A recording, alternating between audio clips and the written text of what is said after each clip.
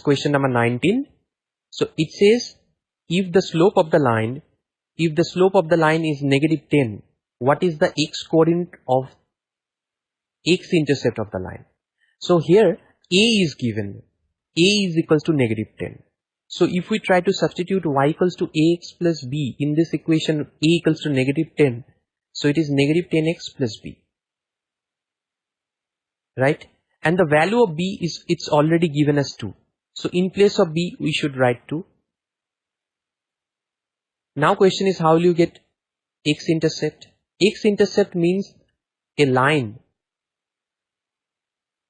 If any line,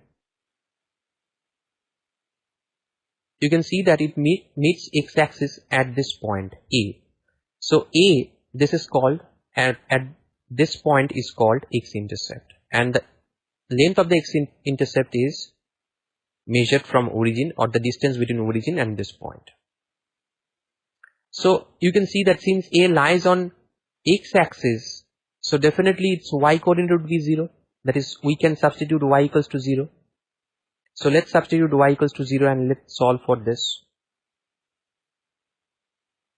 So negative 10x equals to negative 2. If we divide it by 10, negative 10, so negative 2 over negative 10, that is 1 over 5. And that is 0.2.